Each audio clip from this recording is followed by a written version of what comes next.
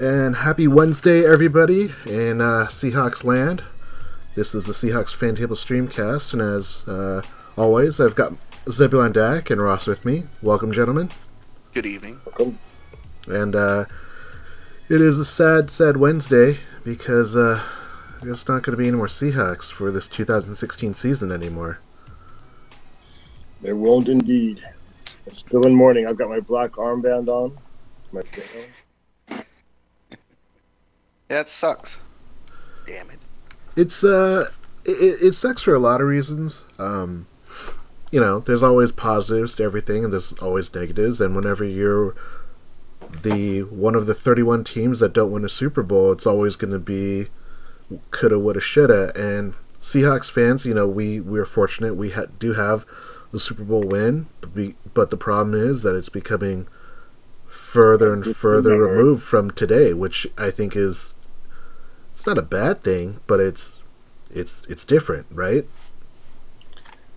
It's sad. I mean, it stops being sort of something you talk about, like, in the present tense to almost remember when. And it's not that far removed, but things move fast in today's world. So, when you're talking about something that happened 4 years ago, yeah, you're talking about ancient history. Yeah, for sure.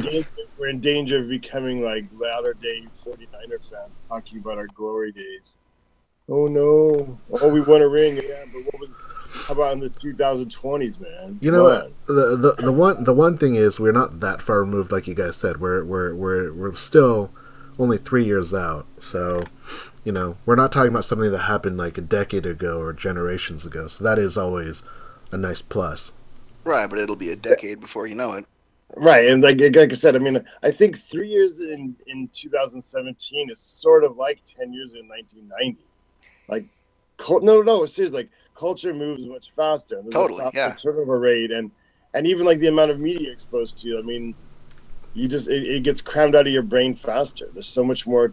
I read much more about football today than I did in 1992 because it's just the access is so much easier. I think, you have to. I don't know. No, but the quick news cycle about everything is it's always being replaced by something else. You don't sit on news like, oh, hey, Seahawks are drafting X player. You don't sit on that for like days and days and days. You sit on that for a minute because you want to know, okay, well, let's find out his measurables. Let's find out, all these other things about him. And it's not ever one thing that you kind of sit on. And that's where we're right now. We're at the end of the year. Seahawks finished 10-5-1, which, for some people that's a big disappointment based upon their schedule and, the lack of really quality opponents they could have, used to help pad their wins. And then they have a pretty decisive win in the wildcard round against, a decent Detroit Lions team. And then we see them in the divisional round, play this weird game where, they start off so great and then a fluky thing happens and before you know it, like the wheels fall off. Yeah. Yeah.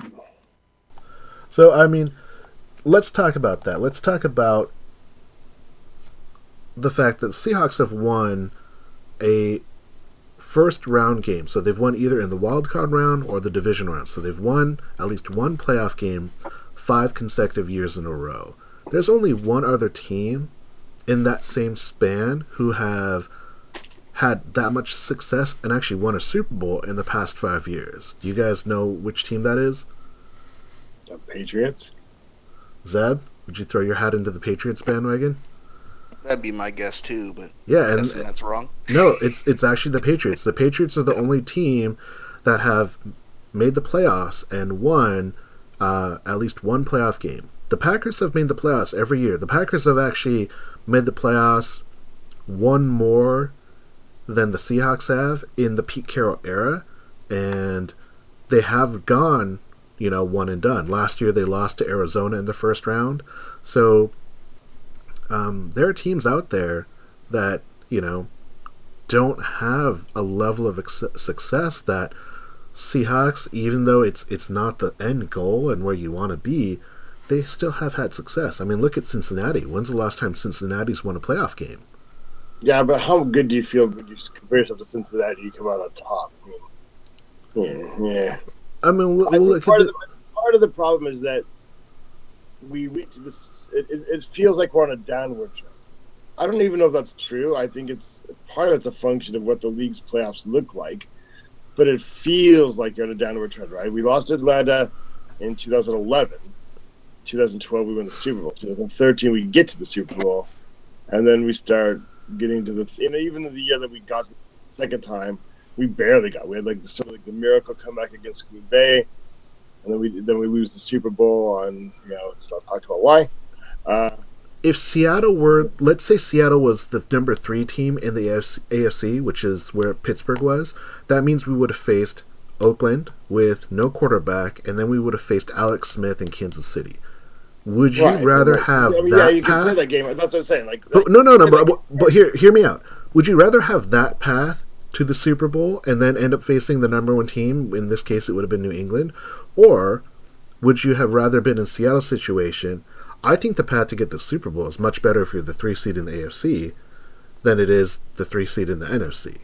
Well, yeah, I mean, what's the path of? I mean, forget that. I mean, go one step further. What's the path to the Super Bowl every year for New England? Every year, there's one maybe really quality team in the AFC, but it's rarely ever 2 or 3. I mean, if you're in the AFC West, the AFC period. The AFC East. Every year you get to play the Giants twice. Every year you get to play Buffalo twice. I mean, that's worth. I mean the Jets the Jets and Buffalo. You said the Giants, but I assume you mean the Jets. Sorry, Jets. You get 2 games against the Jets. You get 2 games against Buffalo. You get 2 games against the Miami. And Miami now, this year and maybe last year, are no longer pushovers. But the other 2, and even Miami traditionally for the past 10 years, have been awful.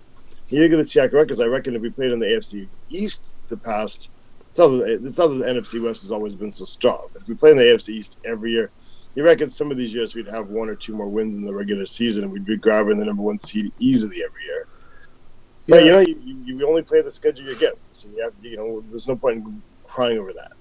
Yeah, but I think you have to give credit, to Seattle, to the organization, to the players, for being able to win games that, I don't think anyone gave them a great shot of winning in Minnesota.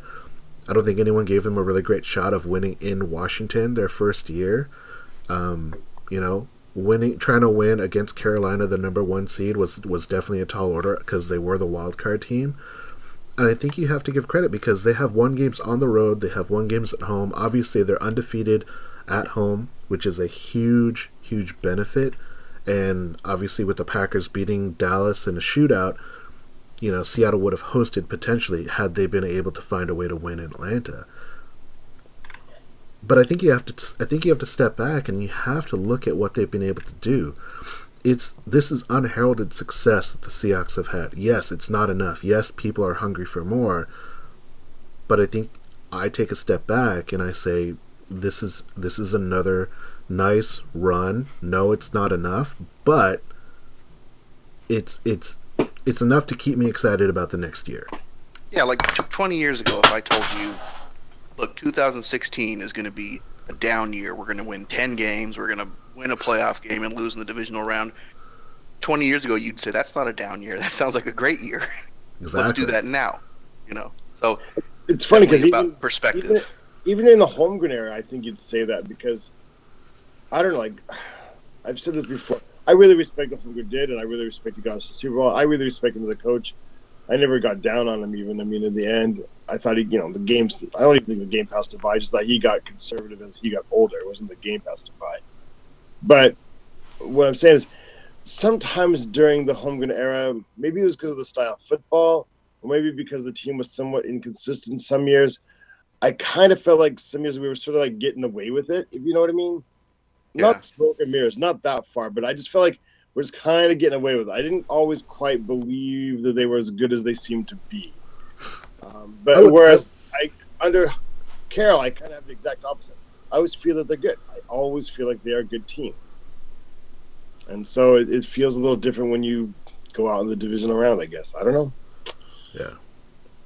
Yeah, I don't think any Seahawks fan is having a party tonight because of how great the season was.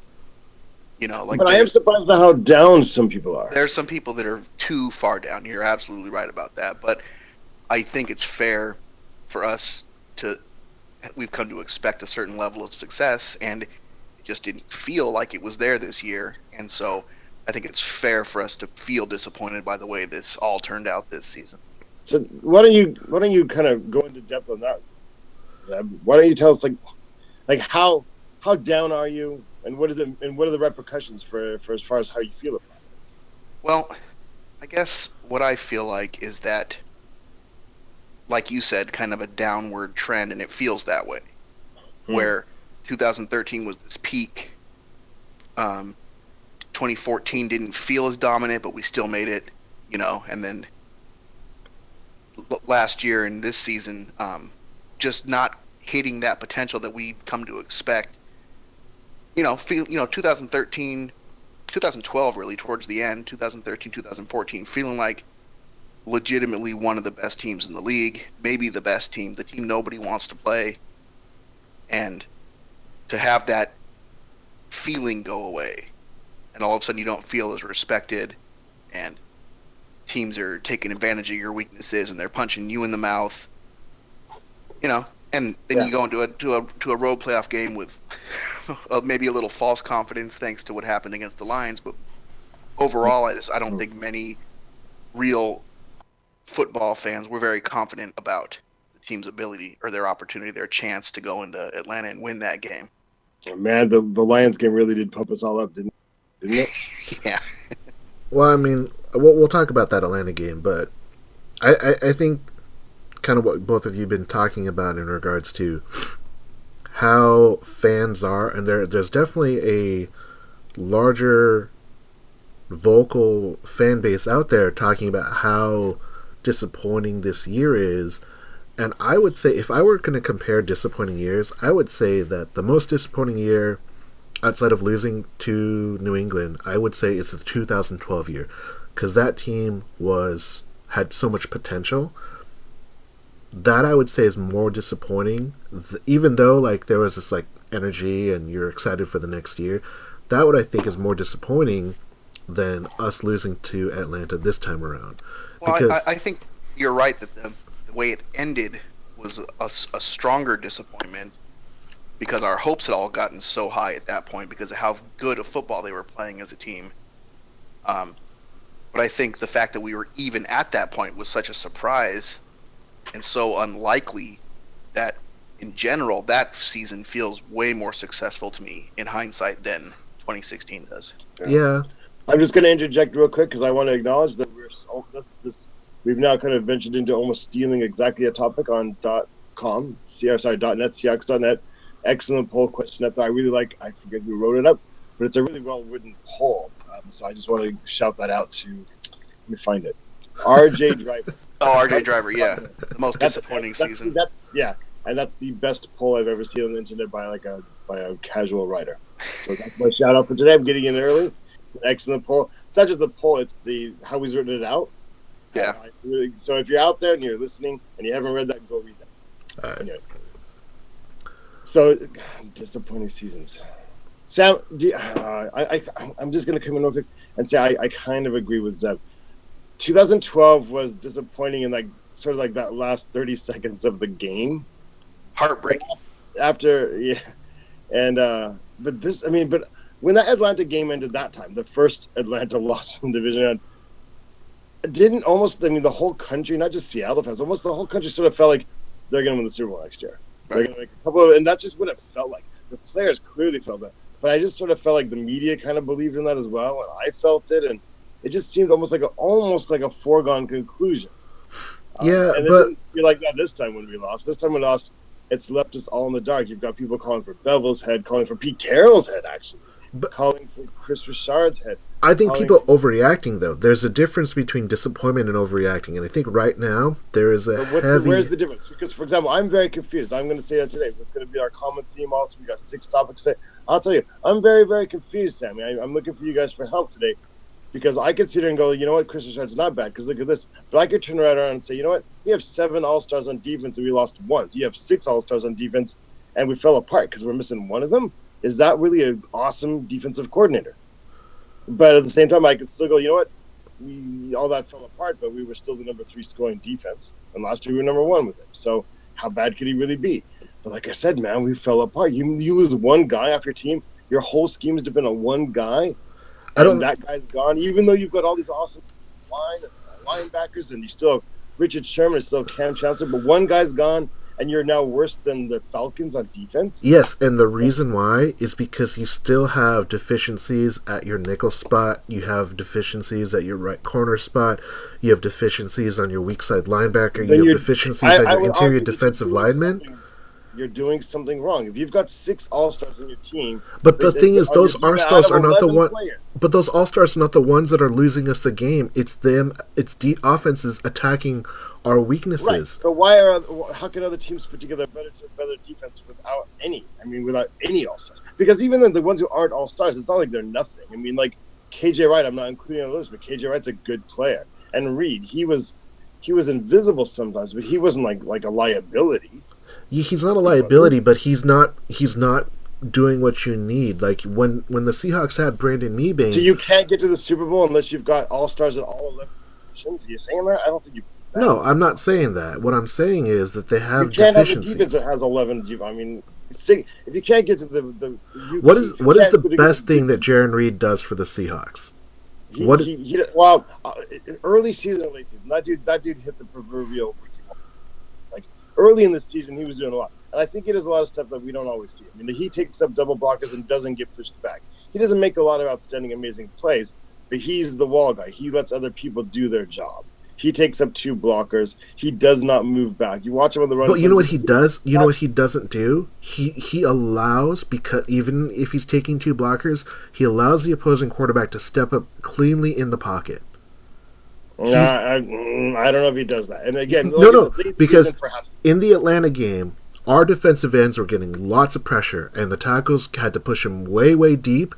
But the issue was, Matt Ryan steps up in the pocket with under 3 seconds, and he's throwing the ball away. Quick releases. But it's 2.5 seconds, and you know what? You're never going to get any sacks with 2.5 sacks. But what they're doing is they're attacking Deshaun Shedd, they're attacking Jeremy Lane, they're attacking our weak side zones. Those are not... But Deshaun Shedd was starting last year too, man. He didn't start the whole year, but he did take over for Kerry Williams. Started last year. But my point is... Jeremy Lane was considered so good, he got a contract extension. But my point is, this team of 2016 is not as good as any of our previous year's teams. We are not healthy. We don't have the same consistency. That's the reason why I am not as disappointed at how this team has fared versus that 2012 team. That 2012 team was on fire. It was unstoppable. And yet, our early first half failures doomed us to lose that game because we came back. We came back 27-28, and we lost on a field goal because our defense, our all-star defense that had all these young, hot guys that were just studs all over the field, they couldn't stop Atlanta from getting 45 yards. That was a Gus Bradley defense. That was the Gus Bradley defense. And credit to Dan Quinn, because Dan Quinn, I think, was our best defensive coordinator in the past 5 years. And credit him for doing enough. But when you looked at that Atlanta defense, and let's just do this. Let's go to our gut reaction. So this is topic number 1. What is your gut reaction to the loss to the Atlanta Falcons? Who do you want to keep? Who do you want to banish to Cleveland? This is what we should be talking about, and we'll just kind of jump into it. So my gut reaction is that that's a big on a topical. Yeah, I mean, my gut reaction is we were not the best team on the field, not only based upon how we played and how we scored and how we defended, but just overall, the 2016 team was mired in injuries. So much inconsistency on the offensive side, the line, the running backs, the wide receivers, the return game, the defense, the pressure. There were so many things that this team did not do well consistently. The kicking game, the punting game, special teams, Yeah, congratulations. We have a bunch of Pro Bowlers, But, outside of Bobby Wagner and Richard Sherman, Cliff Averill and, Michael Bennett, they all had nice years. But I don't say anyone had a great year. Cliff Averill, if anyone, probably has the best year of all.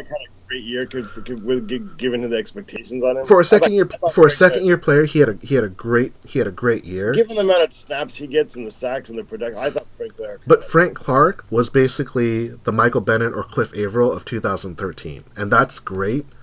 Yeah, that's awesome.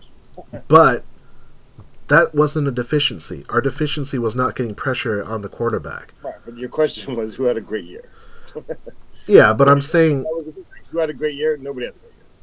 Frank Clark had a good year, a great year. He had a great year for a second year player. He had a good year for anybody, man. I don't care enough about sacks to make it so that it's an end all be all. But it wasn't just sacks. I mean, he had pressure all the time. He wasn't a liability in the run game, which sometimes is a case when you talk about pass rushers. And he was able to move to the inside late in the season as well, and he was effective in the inside and the outside. I don't think he was that effective on the inside, though. I think he was. We're seeing something different, but that's okay. So I'm staying out of it. So I'll finish up and I'll let you guys take over. But my gut reaction is to this loss to the Falcons. We lost to a better team, and the Seahawks of 2016 were one of the best 7 teams in the NFL, 6 teams in the NFL, wherever you want to slot them, the fact that there's 4 teams left and we're one of the last 8.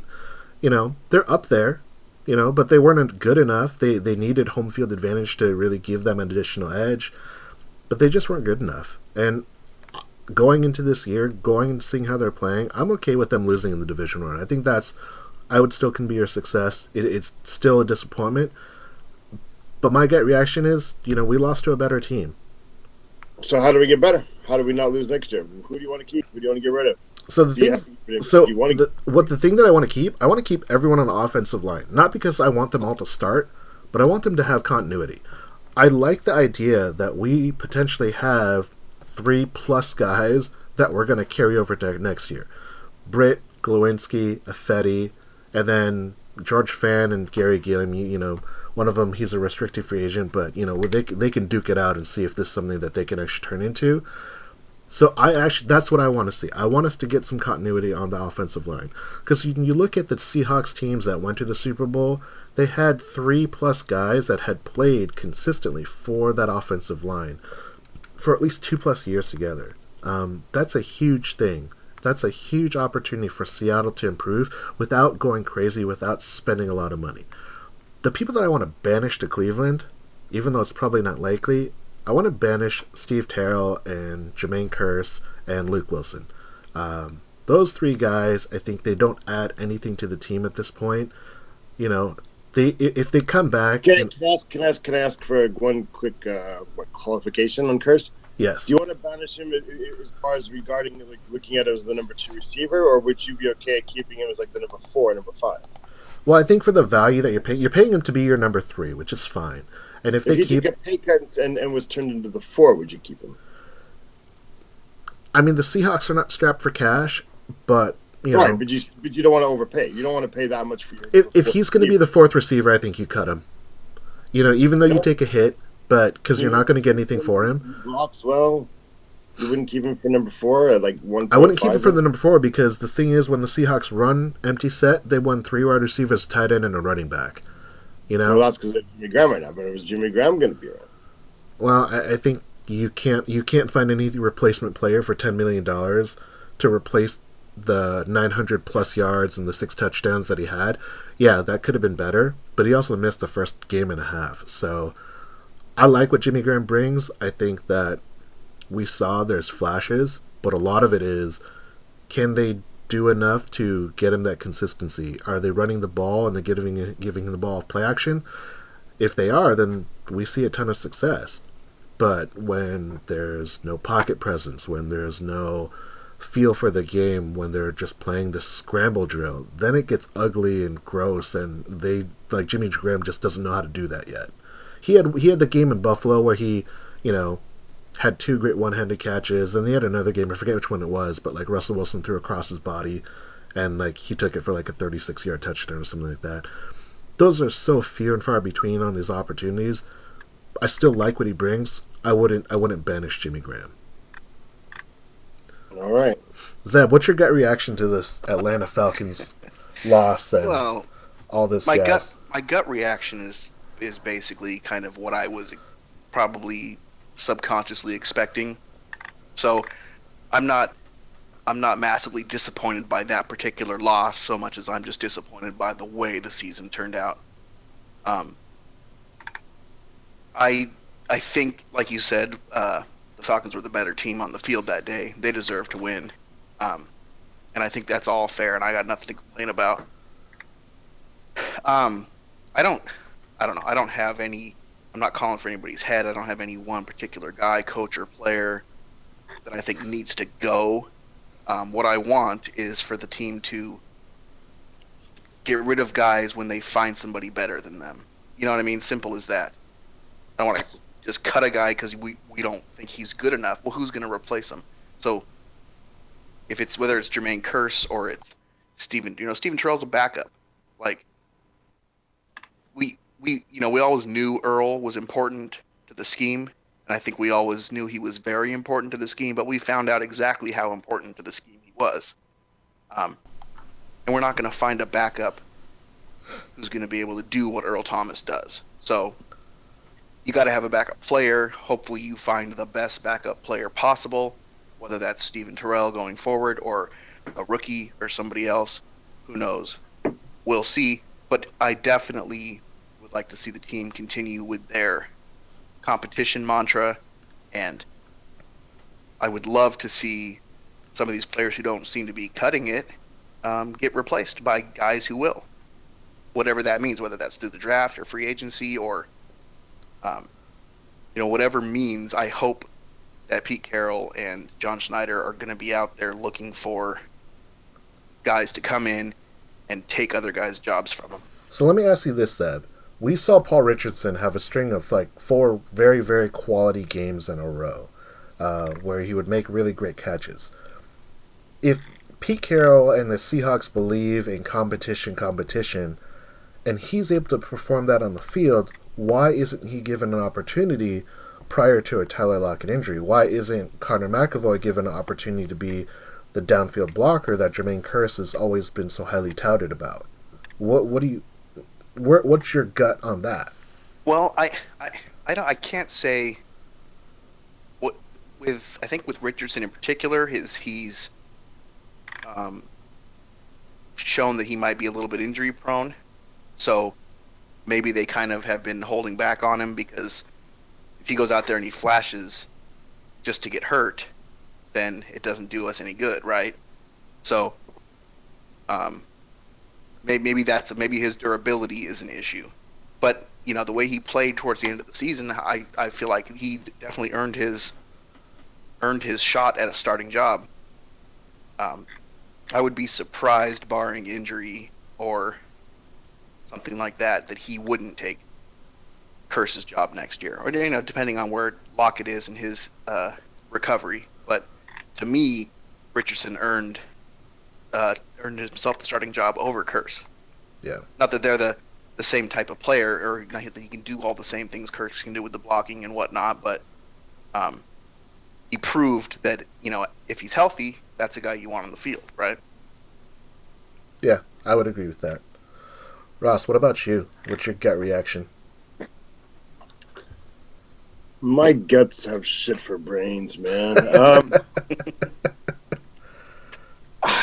I said I'm confused. I'm going to start at the top because you see all the chatter. Like I said, I've seen people say Pete Carroll has to go, and I don't think the person who wrote that meant because Pete Carroll's a bad coach, but they're saying if he can't see the deficiencies in Bevel or if he can't see the deficiencies in Richard, then he needs to go on. I can't get there at all. I'm just going to address the whole coaching call for the coach's job kind of thing. I'm just going to say I think it's a lot of grass is greener on the other side kind of stuff. I don't think that every person who coaches in the NFL is actually capable of winning a Super Bowl. I think if you look at say there's 32 active coaches and say there's 20 other people kind of considered. Let's round it up. Say there's 60 people in the country you'd kind of consider for an NFL head coaching job. I would say probably there's 4 or 5 or 6 of them who have a program and a philosophy and a way of instilling it and the people skills plus the strategic skills to actually win the Super Bowl. It's not random, right? Like, only a few percentages of people ever actually do it. And so I just think when you've got somebody you know is capable of doing that at that level, you kind of have to take the good with the bad a little bit and know that. But here's what I would say is, I don't want to replace Richard, I don't think. And I don't want to replace Bevel, although I see his weak points more than I used to. I think he's still really good at creating an offense on a budget. And I think, anyway, what I really would want them to do is invest in, and here's my gut reaction. My number one takeaway is, I think they need to go out and be new age about it and spend a huge amount of money on self-scouting. Like, take self-scouting to another level. Because even fans now, I mean, it's not that they're predictable, but for the casual fan, but clearly things have happened that the defense, for example, we are not 2012, 2013. We're not the Bulls anymore, and people now know how to deal with us. We can't change completely the defense's strategy. It's solid, but they need to find a way of getting turnovers again, because that's what Pete Carroll talks about. You want to get the turnover. We had 11 picks in the first, 14 picks. 11 picks. 11 picks while Earl Thomas was there. Once Earl Thomas was out, we never got another. Yep. Never again. I mean, come on. You're letting every single decent quarterback now throw the short game on you and move down the field, and we never. So you've got to make tweaks. You've got to make adjustments. There's nothing inherent in the system that says we can never defend the short pass well at all. But you have to adjust. You have to adjust the zones. Maybe you got to put a little bit more man on the corners. I don't know. But that's not my job. But my job is, as the podcast do, to say, you know what, self-scouting is kind of fallen by the wayside, in my opinion. My other reaction is that I agree with which of you just said. Like, Steve Terrell is just a backup, and you can't be too mad at the backup for being a backup. Yeah. But on a scale of 1 to 10, he's a 6. But you can get somebody who's also like a 6, so he's a backup level, but he's a different kind of 6. Do you know what I mean? Like, yeah. Steve Terrell is steady. A strong 6. Right. He's a strong 6, and he's steady. He knows. but Steve, to your point, Steve Terrell's a 6 because his speed. Like, you know, the idea is that Earl Thomas is so fast, he can go left and right on the field, and he can make up. Right. But Steve Terrell, he's got speed, but he doesn't know what to do with it. Raw talent of somebody who has like the same speed at least. But what's happened is that I think maybe you go with somebody who's a 6 because of maybe their ability to diagnose plays. Right. I think you maybe wanted like an experienced guy kind of on the downside who wants to stay around. Like we had like the Lawyer Malloy kind of situation a few years ago. I think you wanted somebody who doesn't quite have the basic speed, but reads the play a little bit better. Maybe. Because, you know, you got to have some... Better instincts, for sure. Right. In 6 games, you got to have one big play out of your free safety. Yeah. You got it. And he did have one that was taken back. It was called, he had an interception.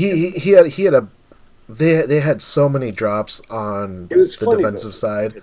It's kind of alarming how bad they were at wrangling. And it wasn't one player, it was like everyone in the secondary.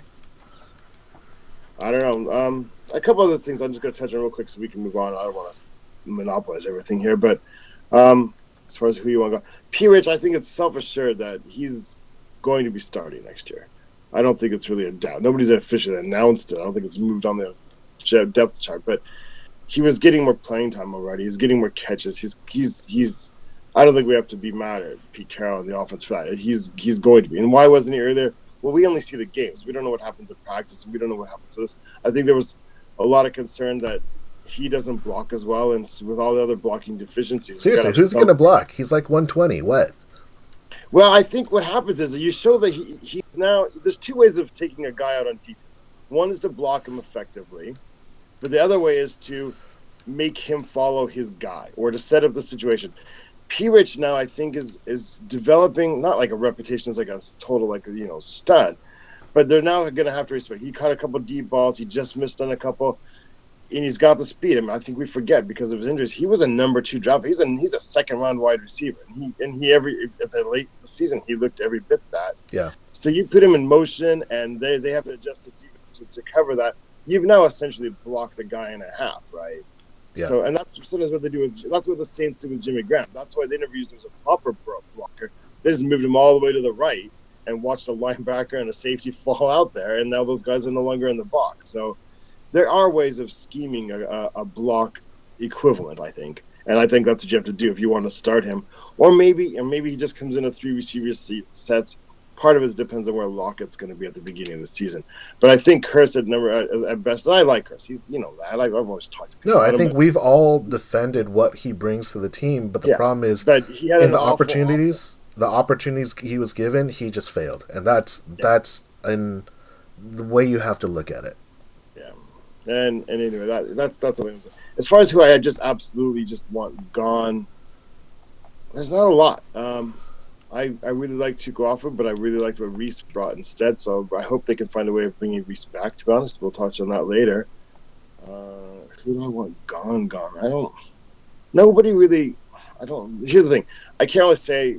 I guess I'm being sentimental because I can't see if there's any like you guys. I can't see there's any one person I want gone. But you know what? We need somebody who's hungry on defense, and again, we got to scheme that again. But we need somebody who's not just really good. There's something about those younger players when they're still fearless and willing to take a couple more chances than we have. I think we've gone a little bit too safe on defense and it's biting us. I don't know. I want somebody with fire, so somebody's going to have to go. I think Steve Terrell should be gone, to be honest. And again, I'm not hating on the guy. Backup quarterback, backup safety, and put in a really bad situation, right?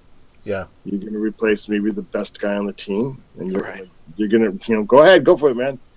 And then the team never gets a pick again. It was like, Steve Terrell, I mean, in the right kind of defense, he'd be a good, a good backup, I bet. We need a playmaking free safety. And so even if you have to spend more money than you usually invest at free safety backup, get somebody who can play maybe cornerback and free safety and is dynamic and can switch it back so we don't lose so much dynamic. Yeah, like Deion Sanders or somebody like that. Yeah. There's a lot of those guys just walking down the street. You guys find it. A dime a dozen. All right. Right? Or maybe not. Anyway. All right. That's where we're... Well, let's talk about topic number 2. So topic number 2 is about the NFL injury report. So Seahawks were all over the injury report all year long, but Pete Carroll dropped a huge bomb in his weekly radio with Brock and Salk, and he basically said that Richard Sherman has been playing with MCL injury for half a season. He never missed a practice. When he missed a practice, they said it was not due to an injury. It was, right. And he's never been doubtful, questionable. But he never missed a snap. He never missed a game. What's your guys' thoughts? I mean, who does this really help? There's a lot of talk that the Seahawks are going to get a punishment for not talking about it. They're going to get punished. And a lot of people saying that Pete Carroll's a cheater, which that's who it helps the most. It helps all the people who call him Peter the cheater or Pete the cheat. All right, well, Russ, you just said it. You said they're going to lose a draft pick. So what's your thoughts on this? What punishment are the Seahawks going to face? It's a pretty. I'm pretty aggravated. To be honest, I'm aggravated for the first time ever at Pete Carroll for this kind of thing. Like, it feels like a Cleveland Brown kind of move, or it's not even like a Bill Belichick move, because he'd do it in a smarter way, wouldn't he? Or he'd put everybody on the list and say, figure out which one's real. Because and I understand why he did. You don't want people knowing how they run certain routes, because your MCL doesn't fix your stability. He probably, and now it kind of makes a lot of sense when you couldn't see. I mean, they'd have him follow the other receiver even into the slot, but then he had no left-right lateral movement at all. And you're like, oh, I get it now. So I get why they did it, but man, I don't know if it was worth it. And it reflects on the team. It reflects on everything. And it's funny because I think as soon as he said it out loud, maybe for the first time ever on the radio, he kind of realized how big of a deal it was, belatedly. And so, I don't know. I expected to lose like a 6th or a 7th. And there's no appealing that bad, and you announced it on the radio. I mean, is that the only thing? Is he said it on the radio? So now that's fact. You could just see. Well, I mean, you could see him because he was. The thing is, in the context, he was bragging about how the guys fought through injuries, right? Right. He's trying to pump his guys up, and he used his favorite word to use in that case is legit. He's like, he was talking about all the injuries they had to fight there. He's like, Russell Wilson, those are 3 legit injuries he had. And then Richard Sherman, same thing, legit injury to his MCL. And like, if you're watching the video on the broadcast, which I often do because for some reason on my computer when I'm streaming over here in Tokyo, the radio doesn't work, but the live broadcast of the studio works. Brock Heward. His face, yeah, that guy. His face just goes like, "Oh man, did you just say that?" His face said everything. Oh man, you just confessed on TV that you've been hiding an injury. So he knows it's a big deal, and he, like I said, he was talking about it's a legit injury. Richard Sherman dealt with a legit MCL injury all season long.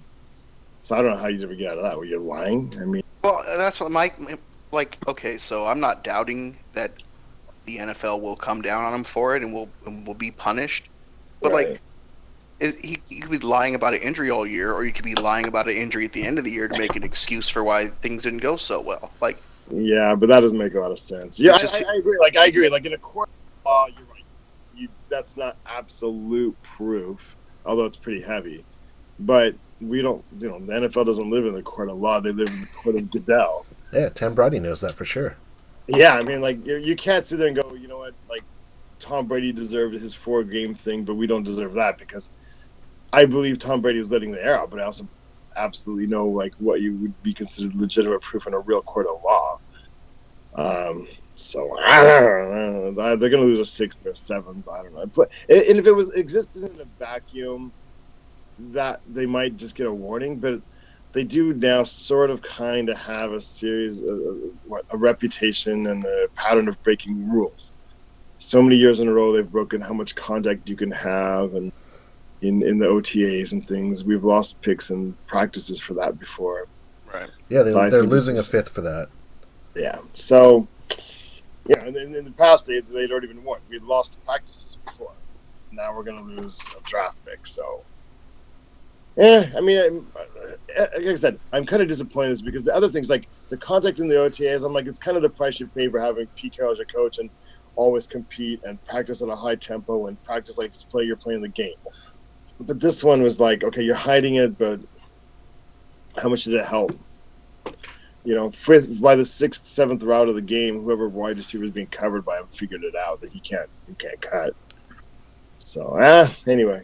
If it was a legit injury that was hindering his ability to play, then the coaches, I'm sure, were seeing that on film, right? Right, but the thing is, if you take him out, what are we going to replace him with? Elliott? Well, no, I mean the opposing teams, Oh, yeah.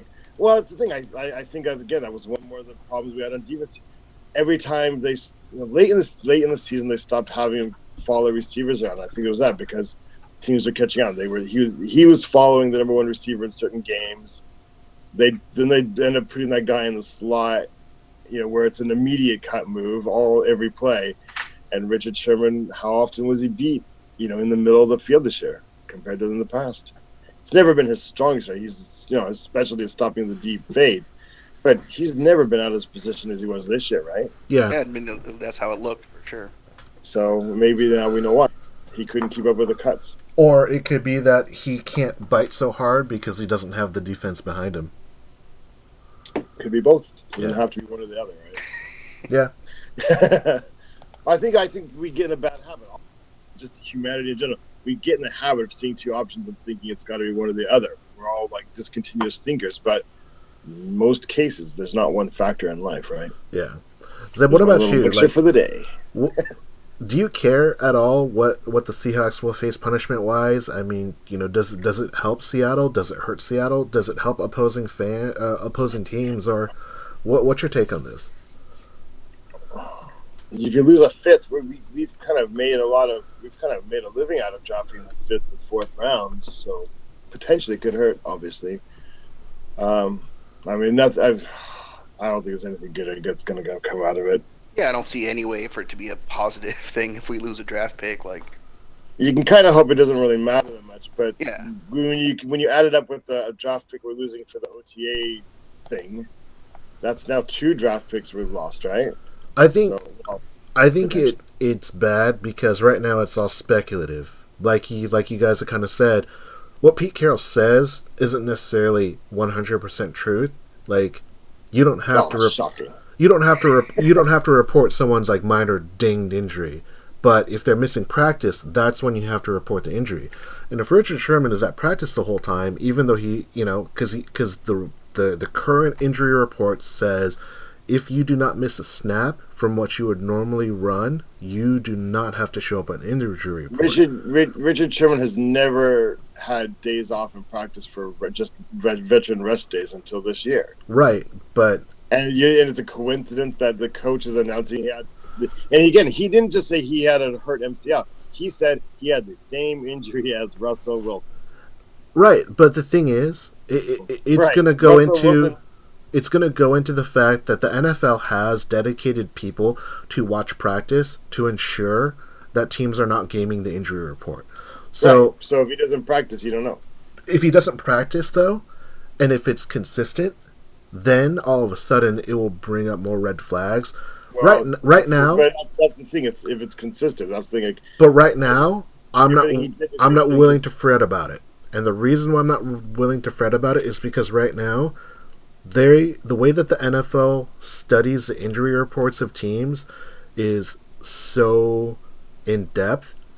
This would have been something that I think we would have heard more noise about versus Pete. I disagree because I've watched Bill Belichick just abuse it for 20 years. But they've changed the rules because of guys like Belichick. Because Belichick actually made it worse. Right, but Belichick made it so that he would put a guy on the injury report every single day. Well, Tom Brady was on it every single game for like 11 years. Exactly, and he did that because... Tom Brady's shoulder never got better, right? It just never got better for 15 years.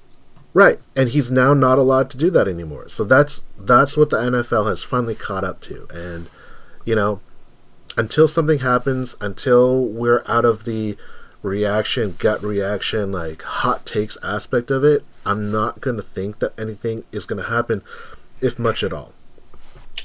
Well, I believe the Mariners are going to win the World Series. Well, you're smoking a lot of crack because that's just crazy, but Yeah. Apparently I'm passing the pipe. Yeah, pass the pipe, pass the piece. That's what Wilson says. All right, let's move on. So we're gonna go to the Homer Corner. So it's off season. Off season is here. Which 4 Seahawks do you take on a trip, and who do you tell the trip is in? Butte, Montana, which is totally not a place that you're going to go on your trip with 4 awesome Seahawk players.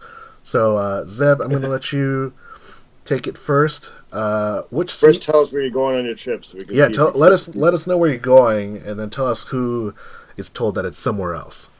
Wait, so we're tricking a guy into thinking we're going somewhere else? You're bringing some guys with you. You're bringing 4 Seahawks with you to have a good time. And then one guy you're sitting on a snipe hunt. Is that what they call it? A snipe hunt?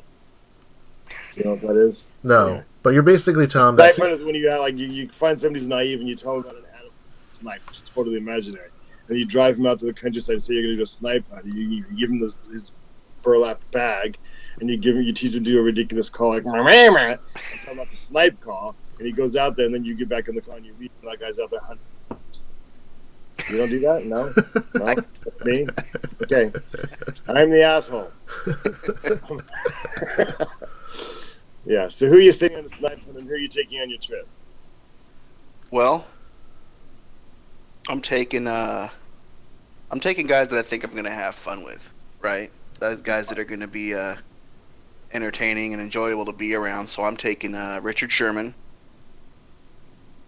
I would take Cam Chancellor, but I don't want to be the second best looking guy in the group, so he's staying home. Exactly. Maybe I'll send him on the Butte trip. You take him, and all of a sudden you're the funny one. Right. Well, thank you. So yeah, I'm taking Sherman. I'm going to be selfish. I'm taking Russell. I'm taking Michael Bennett, and I'm taking Earl. Really eclectic group. Earl's an awesome dude, but I reckon you take Earl and Wilson and Richard Sherman all together, and all. I don't. Those are some strong personalities, but exactly. If anyone's going to be able to corral them, it's going to be Zed. I'm bringing my video camera. We're going to stir some shit up. All right, Ross. Who? Zeb, first, where are you taking? Where you going on a trip with these guys? Oh, we're actually going to Butte. We're going to meet Cam over there. Who are you gonna ditch? He said Cam. I don't. Cam's too handsome. I was gonna ditch Cam, but then I felt bad afterwards. So, we'll have him meet up with us. XS11 Strike on Twitch says that he would bring Wilson, Rawls, Britt, and Bennett. That's an interesting group because Thomas Rawls, if you guys didn't listen to his press conference before the Atlanta game, he's an intense dude. Like, kind of Earl Thomas intense, like. Yeah, see, like. What about you, Ross? Who you taking, Ross? Well, first, I'm going to Vegas. We're going to Vegas. That's my vacation spot. And I'm taking John Ryan first because he gets picked on a lot, but I think the guy's hilarious. The only problem with that is, like, we're bringing John Ryan. I think I'm bringing Luke Wilson before Sammy runs him out of town. Hey, doesn't mean I don't want to hang out with Michael him. Bennett because I think Michael Bennett not only would be hilarious, but he'd probably bring his brother and probably bankroll the whole thing. Yeah, it's true. I think it'd be awesome. And actually, I want to bring Fant or Font or how I still haven't decided how to pronounce his name. Fant. Fant. And like one is because like that guy deserves a trip, man. I mean, like he wasn't awesome, but I mean the guy was a basketball player.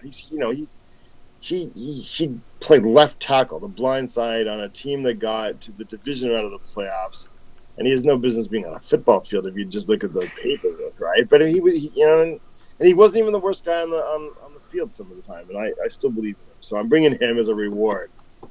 Right. And I'm not bringing Hauschka. I'm not bringing Hauschka. He's the guy I'm ditching. We're telling him we're meeting him somewhere, but we're not meeting there. Because that guy disappointed. He's been money Hauschka for years, and he wasn't money this year. And he's got the yips, and I don't. We were talking earlier who we want. I want him gone. Like I think for the money, we can get somebody just as good now. And I hate to say that about Hauschka because maybe he was going to come back next year and be awesome because kickers are like that. But he's pissed me off this year. And if I can bring another guy, Nolan Freese, that guy must have ditching. Freese, I'm ditching you. You're sending the special teams over. Also, you're cheating because you're talking about their family and their others, so that's not fair. That's way more Seahawks. I know. I'm out of bounds today, man. I'm out of bounds. I'm confused. I told you. That's okay. It's the off season. All right. All right. If I'm bringing 4 guys to hang out with, where are you going first? You know what? I'm gonna go. Because that matters. I'm gonna go on a cruise. I'm gonna go on I'm gonna go on one of those river cruises. I'm gonna do a Viking river cruise because I just saw it on PBS. And the guys the guys I'm gonna go with. So we're gonna be gone for at least like a week, probably 7-10 days. I'm taking John Ryan to keep me entertained. I'm bringing Luke Wilson to. You hate that. I hate him as a football player, but I told you he would be my BFF if I were able to pick someone. That's true. I will pick Luke Wilson because he and I would probably go Pokemon going. I would bring Angry Doug Baldwin because he would be the smartest guy there, and I could have him scout, and he would actually take it upon himself to learn more about where we're going to. When we would hit port, that'd be like, I don't need to pay for a tour. I got Doug with me. He's a smart dude. Can you imagine those spending 7 days on a boat with Doug Baldwin? But here's the great thing. Baldwin, Richard Sherman. It's a boat. It's a boat. BFS, but I want to hang out with them at Starbucks. It's a big boat, though, Ross. It's a big boat. I hope so. I hope it's a big. I do think it's special. And the last guy that I'm bringing Cam with me for the opposite reason that Zeb would leave him behind, because he's so handsome. I could just kind of hang out in the background, just be like one of those onlookers, and if someone needs some attention and they're not getting it from Cam, I'm there to help them. That's the way that I would handle it. Okay, you can pick off the weak ones. Move. Exactly. That's a clever move. So, if I'm sending someone to Butte, Montana, I'm sending Russell Wilson, because that guy needs to get away from the limelight. That guy needs to not be in the sun. He needs to just kind of go back to studying, go back to being hungry. He's having a baby soon, so I need him to rest up, grow a beard, get well, take care of him, keep Sierra keep themselves busy, away from the limelight, away from the spotlight, and just study on his family and football. That's what I want Russell Wilson to do in Montana. Can I ask a question that's not on our list? Because it's just a quick one. Like, I keep reading that people think like Russell Wilson's fat now. Is he fat? Did he gain a lot of weight? I think Russell Wilson is 28 years old, so I think that's maybe it. Were you fat when you were 20? No, I don't think he's fat. I mean, I think the fact that like, he's people older. People talking like he needs to be like in the 30-10 program, or like they're talking about like he's like think he's really slow and really fat. I'm like, dude, he was hurt all year. He's still hurt right now. He looked a lot better escaping the pocket these last two games. So I think the people it still wasn't as fast, but he's not going to until next year. I didn't think, and I thought he looked really good running down the block on that against Detroit, right? Yeah, when he ran downfield and blocked for Rawls, for sure. He caught up to Rawls, he passed him and blocked for him. Let me tell you something. I know fat. Russell Wilson is not fat. Is he carrying more weight than he ought to be? He's not cut. That's for sure. He's never been cut though. That's not his thing. Right, but he did bulk up. Let's say this. He did bulk up last offseason. Like, did you see some of those pictures of his arm? He looked like a little bit like a cartoon figure. No, I see that. I mean, maybe he's saying it with Robert Turbin a little bit too much, but it's not enough for me to worry about because he needs to be a little bit thicker because he is not a very tall guy. So his body mass, he probably has decided that he needs to bulk up a little bit because... Yeah, I see the logic there, but on the other hand, the season he did, that's the first season he's gotten hurt. Yeah, but the injury was not related to his size. His injury was the fact that someone horse collar tackled him and then took his legs out. Yeah. You know, that's going to happen. What I really want Russell Wilson to do, I want him to go like Rocky IV. Like I don't want him to be like the Russian. I want him to be like Sylvester Stallone, like training on the mountain, like no TV, taking an ox harness up the mountain hill. Yeah. I want him to be hungry. I don't want to see him in. And I don't think any of this matters. Like, that dude's dedicated, but still, somebody's got to get like the burning heart freaking back. And I want him on the mountain. I want snow. I don't want him anywhere near TV or an iPad or an iPod or anything else that starts with I. Stay off the red carpet, Russell. Yeah, if I see him on like doing a guest spot on a movie, I'm going to tear my hair out if I had hair. All right. Implants, tear them out. Let's talk about number 4. So topic number 4. So we don't really have a question. It's just we have a bunch of free agents. So what's interesting about this list, and for those of you out there who don't see it, we have a list of all restricted free agents, exclusive right free agents, and then unrestricted free agents. You guys, I know you guys know the difference, but why don't you explain, Ross? What is an unrestricted free agent for everyone out there? They can go anywhere. They are no slaves to the man. They can sign with anybody they want for as much as they want or as little as they want.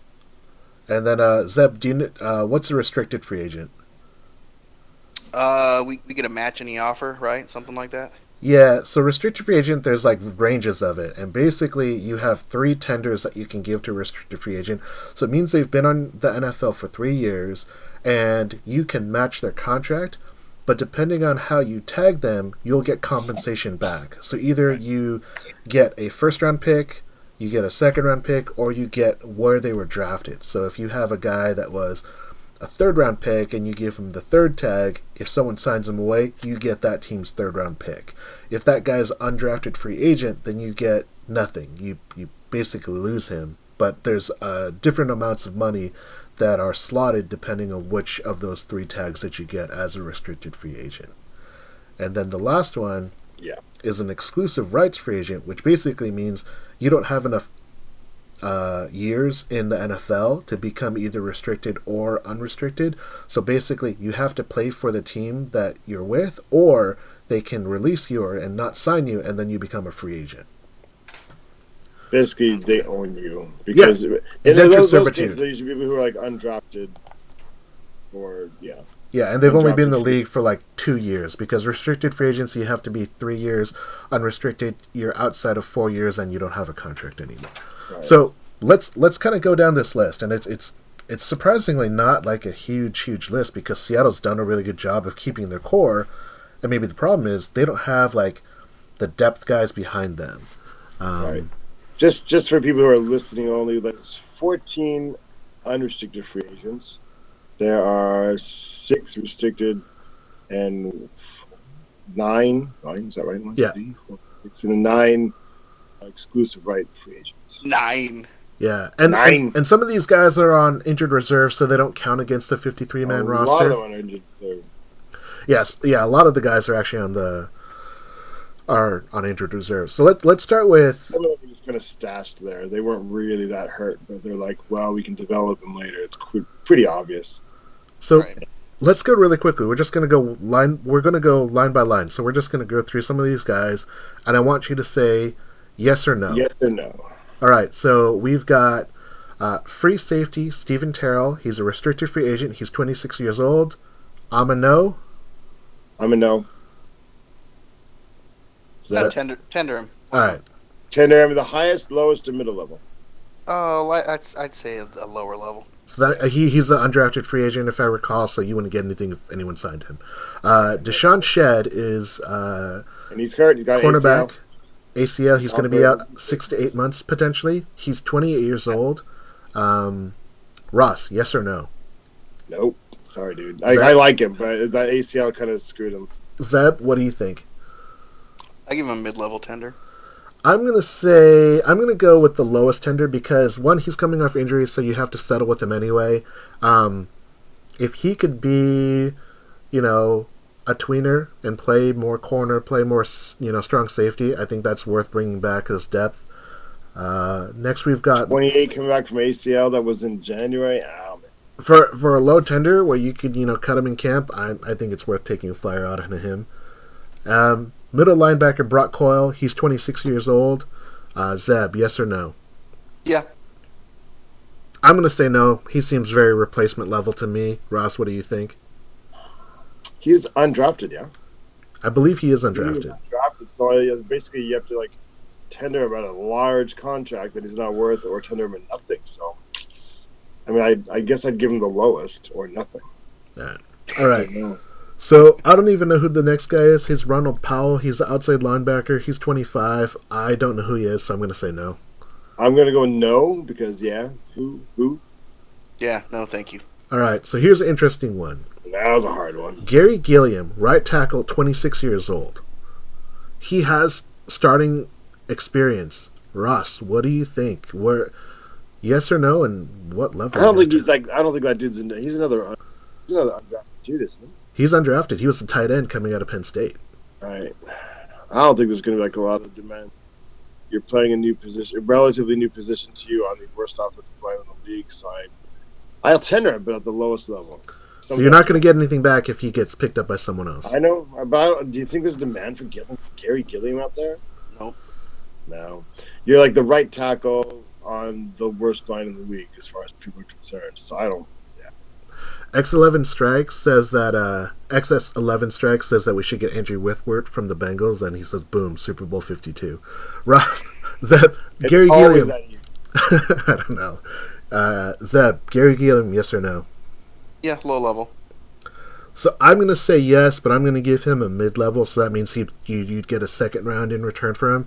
And the reason why I would give him how much do you have to pay for that? Don't you have to pay, as if he's a top 15 guy? No, because restricted picks are not slotted as high as franchise and transition tags. They're slotted. What do you have to pay him to franchise him at that, or to tag him at that level? I think it's 3 to 4. Oh, that's a lot of money for Gary Gilliam. It's a lot of money, but here's the thing. We don't have a right tackle, so we need someone to play, and if we lose him, it's a 1-year deal. He's gonna be gone at the end of the year, and you can trade him away that way. Strong safety, Dewey McDonald, 26 years old. Ross, yes or no? I like his name, but I don't know who that is, so I guess I'm not tendering him. Yeah.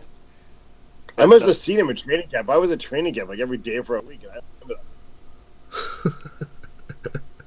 He seems like was in the 40s, a number in the 40s. Yeah, probably. I mean, literally, I was there for the first week of training camp this year. There every day. Yeah, I don't remember that guy. Yeah, I don't. Where are my notes? I have no clue who this guy is, so I'm going to say no as well. Yeah, same. All right, so now we're in the exclusive rights. So exclusive rights are interesting because basically they have to play for Seattle or they don't get to play at all. So Mohamed Cisse, a guy that we actually traded for, he's 26 This years guy's getting screwed by the system. He's 26 and he's already played for 2 teams, but we own him. That's not fair. Yeah. Man. Yes or no? I like this guy. I think he's still got some. I mean, obviously he's slow developing, but I think he's got some of the skills to play in Seattle's system. All right, so Ross is a yes? Yeah, I'm bringing him back too. All right, I'm going to say yes because if they traded for him, they saw enough value in him because, why not? Stanley Jean-Baptiste, 26-year-old corner. Zeb, yes or no? I liked him coming out of the draft. I still believe he's got some potential. I say keep him on board. Ross? I'm a no. I'm going to say no because I don't think when he was on the field, I didn't see anything worth keeping, and he's just a guy to me.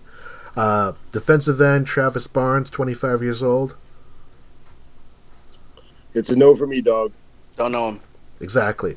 All right, so this is Ross's favorite position, the long snappers. We have 2 guys, Nolan Freese and Tyler Ott, both 24 years old. Freese is a no all around, isn't he? Do we have to take a vote? Freese is out. Freese is out.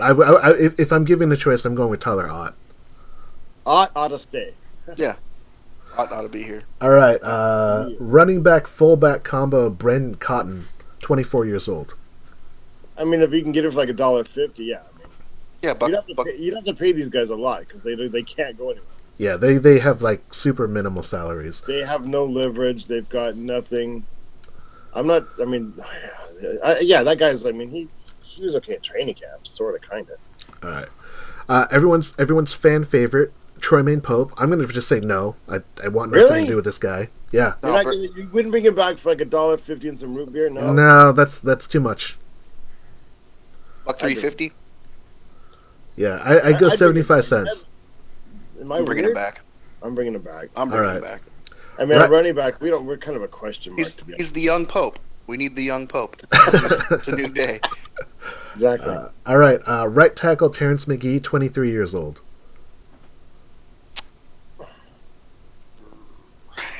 I just say yes because he's a camp body. He's on the offensive line. Who's it going to hurt? Sure. Well, but bringing Pope back hurts. Oh, man. Oh, yeah, for sure. Okay, I'm going because it's right tackle. Exactly. If we can't win quality, maybe we won't want to.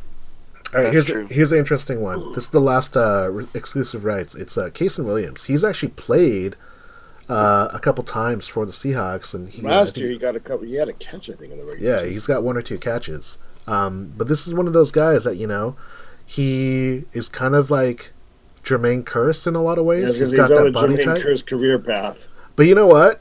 If we get Jermaine Kearse on the career path and it's a guy that's cheaper and younger, I would definitely keep him around for a little bit. I want to keep him around, but at the same time, I'm thinking what are the odds he's suddenly going to be NFL quality now? I think you'd say the same thing about Jermaine Kearse. Jermaine Kearse caught a touchdown in the NFC Championship game to get us to the division game. Yeah. He's Kasim Williams. I don't know. I want to, but I don't. But I do it with very, very low expectations. That's totally fair, Zeb. Yeah, that's same. Yeah, bring him back. All right, so let's talk about the unrestricted free agents. So this one's really interesting. So you guys can all see the list, right? Yep. Yeah. All right, so I'm just going to go read the list real quick. And what I want to do is rather than us go through the list and say, yes, I want to bring this guy back, I want everyone to give us 2 guys that you would bring back, obviously at a deal that makes sense, and 2 guys that you're ready to say, you know what, thank you for your service, but we're going to go in a different way. So we have cornerback Nico Thorpe, 26 years old, DUI DeAndre Moore, defensive end, 24 years old, Tony McDaniels, defensive tackle, 31 years old, John Jenkins, defensive tackle, 27 years old, Marcel Reese, fullback, 31 years old, Will Tukawafu, and also defensive tackle, fullback, 33 years old, Stephen Hauschka, kicker, 31 years old, Bradley Sowell, left tackle, 27, Mike Morgan, outside linebacker, 29. Jaron Johnson, strong safety, 28. Kelsey McRae, strong safety, 28. Brandon Williams, tight end, 29 years old. Luke Wilson with 2 L's, tight end, 27 years old. Devin Hester, he originally showed up on the list, but he retired, so he's not going to come back. Retired, yeah. So I think else surprised, before we do the list, is anybody else surprised that Will Tukoff is older than Marcel Reese? Because I thought Marcel Reese was like older than dirt, even though he could still play, but I still think of Tukoff as a kind of relatively young guy. I think it's because he went on a mission, so he probably, he sounds like one of those guys that went to BYU and went on a mission, so he has 2 years where he wasn't playing, so, right. He's young in spirit. Is that the Mission Impossible theme song? Yeah. All right, Russ, I want 2 guys that you want to bring back and 2 guys you want to kick to the curb. I'm cheating, man. I'm doing 3.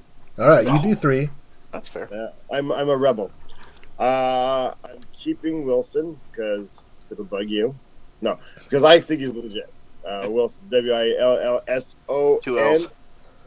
I'm keeping Marcel Reese because, man, I thought he brought a spark to the offense and he's out there and he's healthy. The last game he had a little bit of foot injury. And I'm bringing back Tony McDaniel, the surprise player of this year. Yeah. Got on a boat trip, started playing in the NFL again, and I thought he did a really good job, and I think he's still got something left that's yeah. There's a couple others I'd probably go with, but those are my top 3 priorities, I suppose. All right, who's your bottom 3? Okay, my bottom 3, well, not necessarily the bottom 3, but the dudes I'm just getting rid of because it's our podcast. Steve Hauschka, because kickers are a dime a dozen, and that dude's got the yips, and I can't trust him anymore. You can't make an extra point. I'm getting rid of Moore because I think Moore is going to be suspended for part of next year, and if you're a bubble guy anyway, yeah, that's you've worn out your welcome. And then Tuko Alpha because I want to keep Reese, and we don't need 2 fullbacks, and I love Tuko Alpha, man. I love listening to him. I dig that he can play defensive line and fullback, but today's NFL, man, there's only so much space on the roster. Sorry, man. Good luck. Zeb, what about you? Well, I'm not all that different, and I'm going to cheat too because I'm keeping Marcel Reese and I'm keeping Luke Wilson, and I'd like to hold on to Nico Thorpe. I don't know, he looked good to me. This has got a cool name. Yeah, he does have a sweet name. That's one of the legit non-star names on the Seahawks team. Exactly. Nico Thorpe. Nico Thorpe.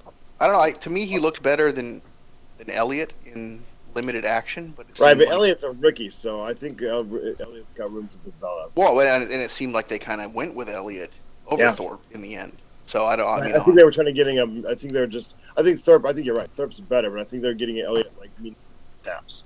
Yeah. So it's an investment in the future. Who you getting to the curb? Who you getting rid of? This guy's kind of on my bubble because to me, I would have kept Kelsey McRae if he was a little younger. But I feel like he's probably replaceable. So I'm going to say Kelsey McRae, get out of here. And Hauschka. Yeah. Bye-bye, Hauschka. Time for fresh blood. Man, like Hauschka used to be like a fan favorite. How fickle we are. I never liked him. Really? Yeah, I never fully bought in. You mean the tall, skinny white guy? That wasn't for you? Like the way he sticks his thumbs out, it doesn't make any sense to me. His elbows and his thumbs, just weird. Do you remember that animation a few years ago with him on the bench talking to Marshawn Lynch? That's great. That was classic. Yeah. Anyway. What about you, Sammy? Where you at? Man, I'm not keeping any of these guys. Oh, harsh. No, I'm serious. Like, I mean, if you have to, foot on my throat and I have to give you a name, Tony McDaniels is the only guy that I'm actually interested in keeping. Marcel Reese, I mean, he's nice, but a 31-year-old fullback. There's just no wide receiver. He's fullback. Yeah, there's just no consistency with what they want to do. They don't seem to want to run, so fullback is just a wasted spot. I do think that he's definitely up there, but none of these guys are vital. Tony McDaniel at 31, he's definitely older, but here's the thing we've all ignored. Here you go, Sammy. I'm tossing you one here. Michael Morgan. Why are we not talking about because he's a jack. He's just a guy. Is he just a guy? He is just a guy. He's a guy that, because the Seahawks would rather run a nickel defense more so than him at the weak side linebacker, they just didn't see the value. I don't see the value in keeping Mike Morgan. He's 29. Right. He's not going to get better. Right. Right. And he's not making plays like. It's unfair, and I don't mean to do this to try and say because he's not at this level that's the reason why you don't keep him. But you look at what KJ Wright and Bobby Wagner do, there are such high-level players. Mike Morgan, in his limited opportunity, what's he doing for you? What's he doing that you're not getting already from someone else when you're not throwing out, Cassius Marsh played his role. Brock Coyle played his role. You have all these guys that, have played his role, and you're not seeing, like, huge deficiencies. Not saying that, like, they're playing great, but basically you're just getting the same out of everybody who plays that weak side linebacker. I don't see the value in keeping Mike Morgan. All right. By the way, what a gift of a list of free agents we're looking at there. Like, there's literally nobody on there where you're like, we have to hold on to this guy. Exactly. We need to bring him back. There's nothing. But I think that speaks to kind of also the same problems that Seattle has, because everyone's saying, like, oh, they need to get a stud. They need to get a stud player. Who is this stud player going to replace? You already have a lineup filled with great guys. For them to be able to get a spot, they have to not only be better than those guys. I'm going to say there is one necessary guy on the list, like Tyler Ott.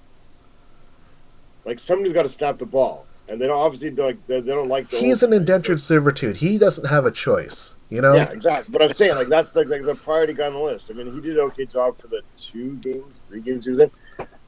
You stopped noticing the long snapper, and that's how it should be. Exactly. Yeah, he did well enough to get his job back. Yeah. And he didn't down the ball. Didn't he down the ball for one? So he did help down the ball at the one. Ran all the way down there. And then they marched 99 yards and scored a touchdown. But, we don't want to talk about that. That's not Tyler Ott's fault. That's not Tyler Ott's fault for sure. He did his job.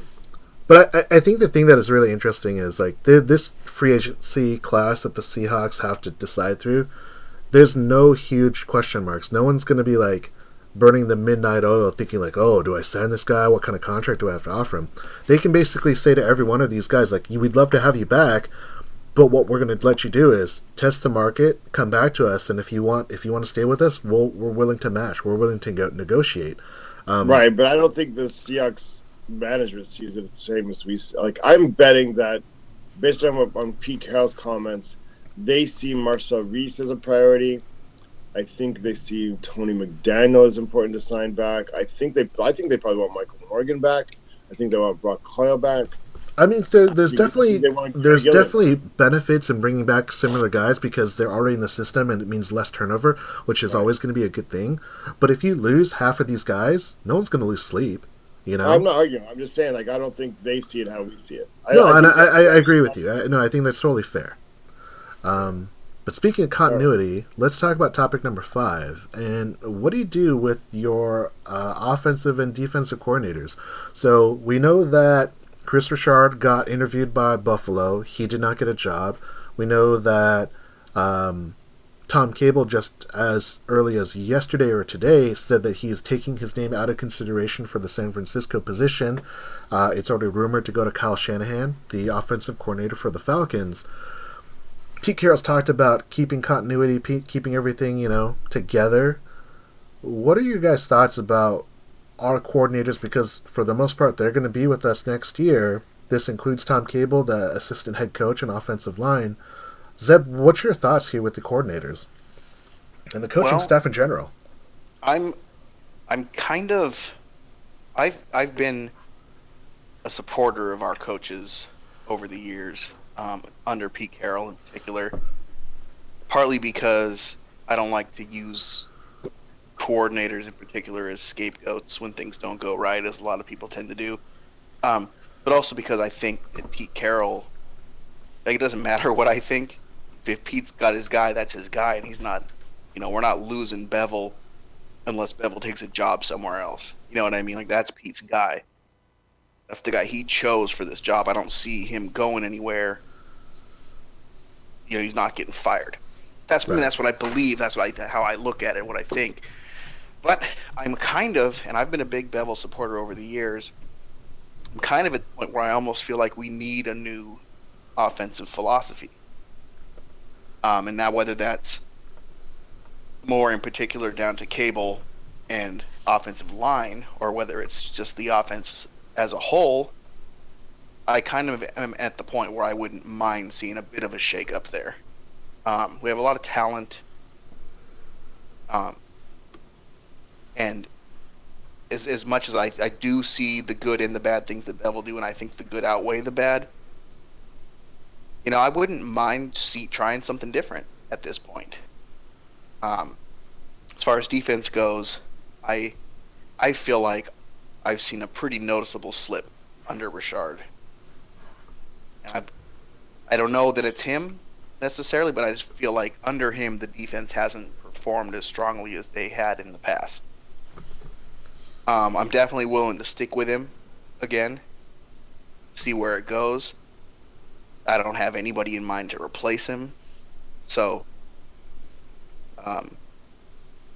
I say at this point I say stick with Richard, and I'll say tentatively stick with Cable and Bevel, but I want to be on record saying I wouldn't mind seeing some sort of a shakeup there. Yeah, that's fair. Ross, what about you? Back to the confusion. I'm going to talk about it separately. Okay, Bevel first. Actually, sorry. I think Bevel has some really, really, really strong points that I think people overlook a lot. I think he puts together a theory of a good program. I think, like I said earlier today, I think he is better than anybody at building an offense on the cheap. I mean, when we won the Super Bowl, we had all undrafted free agent wide receivers and walk-on tight ends we'd gotten off of the street, and excuse me, and we had a fullback that wasn't even on the team, and early in the season we had offensive players on the line who had started on defense, and that guy got us a Super Bowl offense. And I see that his play calling needs some help. I'd like Pete Carroll to address that somehow, not maybe either get somebody else to call the plays, which I think is probably too much of a distraction, too much of a demoralizing factor. But maybe get Bevel like an assistant, and like that's the guy is like an advisor. Maybe we should do this. Maybe we're getting a little, give that guy his sole responsibility is to say like little like isms, like maybe we're getting a little far away from the run game. So I just think he needs like a bit of a reminder, or like, you know what, we have a $10 million tight end. I like Zeb said though, it's really easy to scapegoat, especially an offensive corner. It's just such an obvious and easy path to take to criticize, but we don't even know as fans. I mean, like you're looking oh my god, they only threw to Jimmy Graham three times. Well, yeah, but you don't know. Maybe they had 10 plays designed for him, but that's what the defense took away. And and that's still a positive. I mean, like by doing that made it easier to get the ball to Baldwin or whatever. I mean, you don't know. We don't know, and there's so much to be said for execution. When Russell Wilson threw that ball, was it a bad play call or was it bad execution somewhere? We don't know. Did the guy run the wrong route? We don't know. So it's really easy to say that. The one thing I will say that makes me kind of question Bevel is Richard Sherman's this season saying stuff like obviously it's in Richard Sherman's mind what happened, how we lost the Super Bowl to the Patriots. He brought it up, right? I mean, like years later, he's still bringing it up. Now, is that just like he's a competitive athlete and he's a professional, that's his thing, and he lost the chance to be champion, so it's always going to be in his mind? Or is it like active resentment that we can find all over the team? If in that case, then I think if it's that level, and I don't know if it is, I have no idea if it is, but if it's that level, I think maybe you have to look at it, not because that's the best to move, but because you have to keep your players happy and motivated. They have to believe that you're doing your best to win as well. And if they don't trust the guy there, whether that's wrong or right or fair or not, if you can't sell them back on Bevel, then it's hard for them to be all in. And that matters at this level. So that's my only concern with Bevel. On the Richard side, I agree completely. It's obvious. They're not playing at this level they were in 2012 or 13 under Quinn. But I don't know if it's that Richard isn't as good or that the league is caught up. I mean, there's so much more exposure to what we do now. And people have been playing and practicing against it now for years. I kind of think it's not really his fault. I mean, when we first did stuff, cover three is generally considered like a high school way of playing, and people laugh at you if you use it in the NFL. But like Pete Carroll did and it worked. But now people are catching on to why it worked, and so I think that the foundation is still solid. But like I said earlier today, you got to find a way to put in some wrinkles in there. You got to start getting the turnovers again. You got to find like I said, you got to work on the details of it again. I think, and like I think it comes back to massive self scouting. Yeah, that's where I'm at.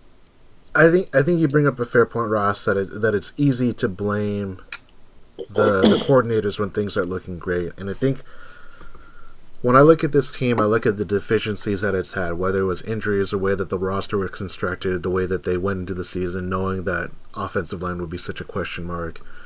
And I have a hard time saying that's all on the coordinators because, they don't always have input on the roster. Pete Carroll said through this year that, it's him and John Snyder that are ultimately making all the choices. So, the coordinators and, Tom Cable, they have some insight, but they're not driving or dictating anything. They're in the back seat. What I'm hopeful for is that we are seeing a little bit of continuity. And because of that, I'm hoping that we see things progress rather than regress. And I think it's fair to say that under Chris Richard, the defense has regressed a little. And I think that's also slightly unfair because you had a 2-year stretch where you were, almost a 3-year stretch, 2.5-year stretch where you were the best defense, historically, especially in the salary cap era. I don't think you'll ever see a team go 4 years in a row as a defensive scoring champ, and then you fall off the face of the earth, go from number 1 to number 3. That's still very impressive, and I like the things that they do, maybe as a whole, but there's definitely opportunities to improve. With Chris Richard, it's finding a couple players on the interior to help on the defensive line, on the defensive tackle, not just about getting pressure, but knowing how to collapse a pocket. I think that's something that we didn't do well. Playing off the ball every single time and giving a 5-7 year cushion so we don't get beat deep, that's a cover 3 scheme, but we're not doing anything to penalize teams for trying to take those deep shots, and maybe that's where we're missing Earl Thomas. On the offensive side, I was so hopeful that the Detroit Lions game was a sign of things to come, that our offensive line, even though they didn't look like it in the last game of the year, it finally clicked, and all of a sudden they were really gonna push things.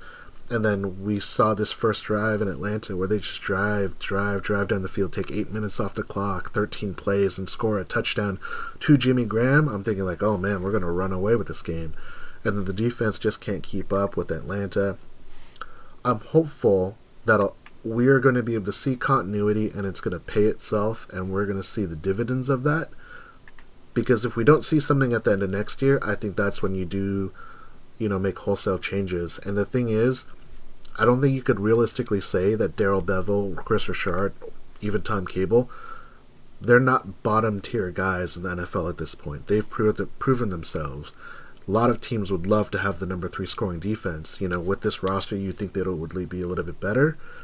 It remains to be seen because I think that the star players on our defense, they're doing everything you want. Your star defensive ends are getting sacks, they're getting hurries, they're getting hits. Your corners are playing good coverage. Richard Sherman, I think, even if it's a down year, still played well for what he was asked to do. Cam Chancellor, when he played, was intimidating, attacked the box, punished people across the middle. Earl Thomas, when he was there, he covered everything under the sun, but we were not getting beat by, opposing teams attacking our aggressive defensive linemen. We weren't getting blown up on screen passes and draw plays. We weren't getting destroyed on go routes. It's all the other deficiencies of our defense that we really saw punishment. So that's what I'm hopeful for, seeing the continuity play itself forward, getting that experience of playing together, and then addressing that through the draft. And that's kind of what's going to go to our next topic. So we're going to go to topic 6, and we're going to talk about the Seahawks draft. What is your Seahawks draft priority? You want to trade up? You want to trade down? Ross, where do you see the Seahawks need to address, assuming we have all of the picks that we will have moving forward? I'm always a fan of trading down, and I think I'd mostly focus on, the obvious offensive line, and I think I would draft a whole bunch of cornerbacks again and kind of hope we hit on one or two. Pretty easy answer for me. Yeah, I think we probably all feel very similar. I think I'd also go for a backup safety as well. I might even look for something like a starting safety, but like let him sit for a year or two, because Earl Thomas and Cam are not spring chickens anymore. I know, ripe old age of 29. Yeah. We got to go O-line. We got to go defensive backs. Really, right? Like that's where I think our biggest weaknesses are at this point. And that's what sucks about drafting in the end of the first round as well, because those are the positions that, you know, offensive. If we stand to pat, we try to spend a first round pick on an offensive lineman, it's going to be like the 8th or 9th or 10th offensive lineman picked. Yeah. And I got to think like the first or second free safety, for example. People usually don't like to pick safeties anymore in the first round, but although Earl Thomas kind of changed that around. But you know, I'd rather have like the first guy at a position rather than the 10th guy at a position. Yeah, that's why I want to like kind of back down into the second that's round. Fair. That's fair. I mean, that's a good way to look at it. So Zeb, you're saying. No, still on Zeb. Sorry. I just want to make you had your shot before I jump in here. Yeah, I mean, I think I want to kind of briefly touch on what Ross was talking about earlier with finding new ways to scout or better ways to scout. I think an important factor that we need to look at, and you know, Pete Carroll told us this years ago. You know, moving from college to the NFL, those first couple of seasons, he knew all the guys in college that he wanted to get. He scouted them all. That's why we were able to find such amazing players in the lower rounds or the higher rounds, however that goes. Yeah. You know, being able to get guys like Sherman and Chancellor in 5th round, get, you know, starters in the late rounds. But he told us, you know, back in probably 2014, he was like, that's it. He's like, I'm not, it's over. All the guys that I knew are, you know, they're in the league or they're not playing football. Right. I don't have that insight anymore. Yeah. And I think it's shown that, you know, in our the way our drafts were so successful in those early years, and then significantly less so as of late. So I think Ross is absolutely right as far as scouting goes. We need to do some new stuff, find some better ways to do it. Yeah. I actually would like to see us get real aggressive, and I'd like actually to trade up. Just like Ross was saying, it's hard to find really high-quality talent in the lower end of the draft because, one, you either have to let them sit for a year and kind of coach them up, and that's what, you know, you'd like good teams to do. But I think that this is an opportunity based upon the needs, and what I see the Seahawks' needs are, they need a true number 2 defensive back, they need a safety, and they need a defensive tackle. If we draft those 3 players in the first 3 or 4 picks, I would consider the draft a success because those are spots that I think we are the weakest in our defense, and I think that showed. If we can get a corner, a safety, and a defensive tackle, that will address all the biggest concerns that I have about the defense. On the offensive side, I mean, yeah, you know, you want a running back, you want offensive line, but Ross, I'm going to defer to you about this. But what we've seen with the way that college teams are built, those skill sets don't transition well to the NFL. Running backs, you can find guys throughout the draft that can be serviceable. It's pretty few and far between to find those amazing guys like Ezekiel Elliott, but you know, if you're running a running back by committee, you can survive. Offensive line, it seems like everyone doesn't know how to play offensive line at the pro level. They know how to play simple schemes. They know how to play in a spread offense, but that's nothing similar to what the NFL runs. And right. Because of that, there's just this huge deficiency in the quality of offensive linemen coming out of the draft. So that's where, as we were talking about earlier, of all people, Tom Brady's agent is apparently kind of the leading factor behind a new developmental league that's starting up in, I guess it's going to be California first, only 4 teams, but it's going to be a developmental league that's got college-age players. They actually get paid. It's not a college league. It's professional. But for the younger players, 18 to 22 or 18 to 26 in that age range, I believe. And it's 4 teams. They'll play 8 games, I think, each, and it's like I said, it's paid, so it's professional, and it's aimed at players who don't get into the top colleges or who actually want to aim at developing their skills more. It's going to be focusing on being a professional. So it's going to be focused on getting you more prepared to take the next step into the NFL. The NFL, you can't play in the NFL until you're 3 years removed from high school graduation or high school years. So there's that place in the middle to hit 2 different types of people. One who's like the offensive lineman that you're talking about, Sammy, that really want to prepare for the NFL, but most colleges don't run a program that's going to really prepare them anymore. Or there's the people that maybe just don't really fit an academic setting. They're really good at football, but even the Alabamas that kind of cheat on the academics for their players, even that much is just not of any interest or of any use for them. They've got the talent. They need to start getting ready, like they do for like baseball does. Yeah. Baseball, you can be drafted right out of high school because you're not going to be a college guy. That sounds like the perfect reality TV show to watch. I think that's probably the direction they'll go to keep the funding. Yeah. Yeah, probably. Right? Because that's, it's hard. That's Think about, seriously, think about the opportunity. You do like one episode like on Thursday, and then you do an episode on Friday, and the after episode on Friday, they play a game. How cool would that be to watch? I'd stream that online. Yeah, exactly.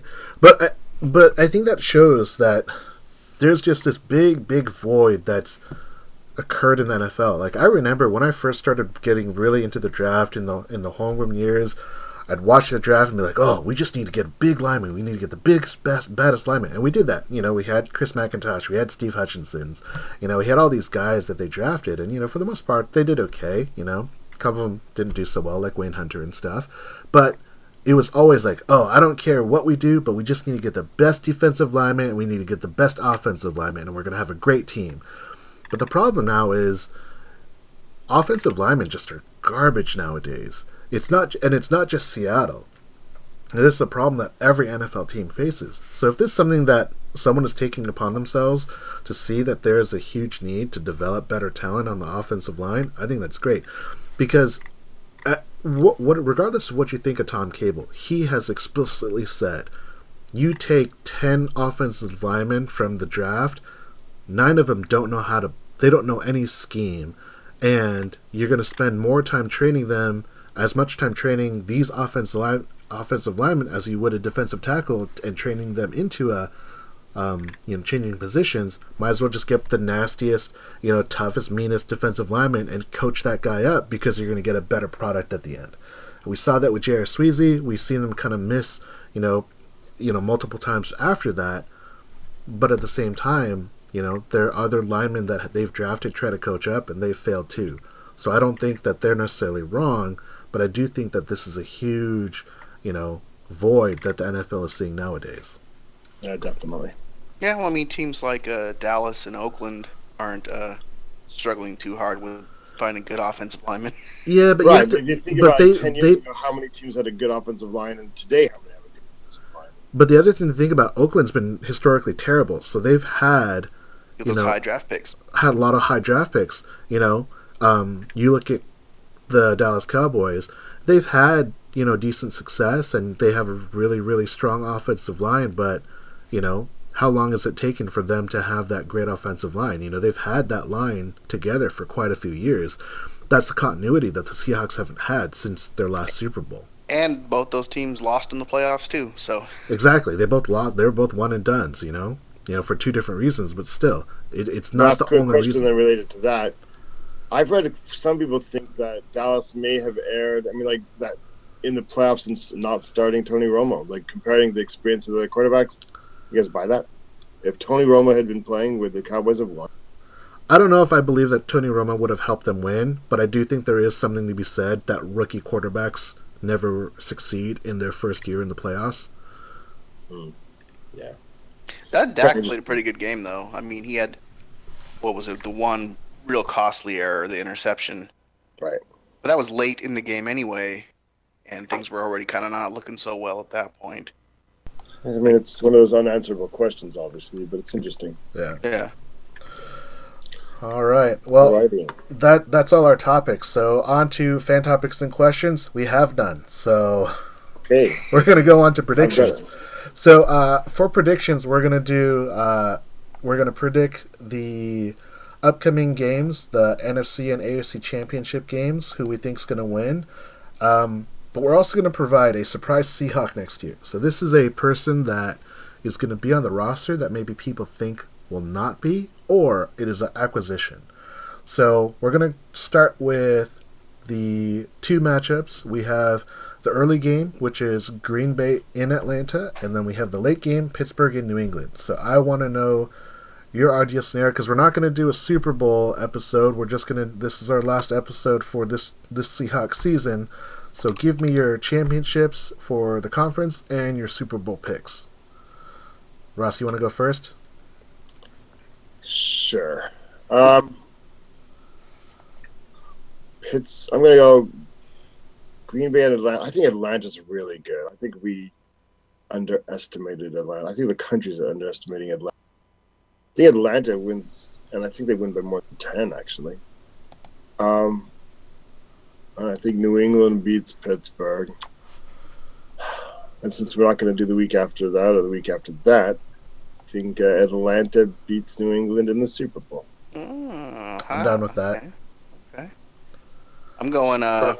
Surprise! Wait. My bad, Matt. No, go ahead. No, we'll do our surprise Seahawks afterwards.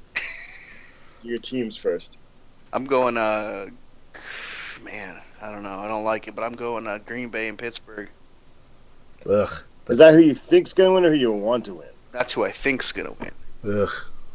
Gross. I don't really. Sounds like a nightmare. Yeah, I don't really care who wins because. Two long storied franchises. Ugh. Boring. Yeah, no, that's what I think. I think Green Bay is going to pull it off. I think Aaron Rodgers is the best in the game. It's hard to argue with And that.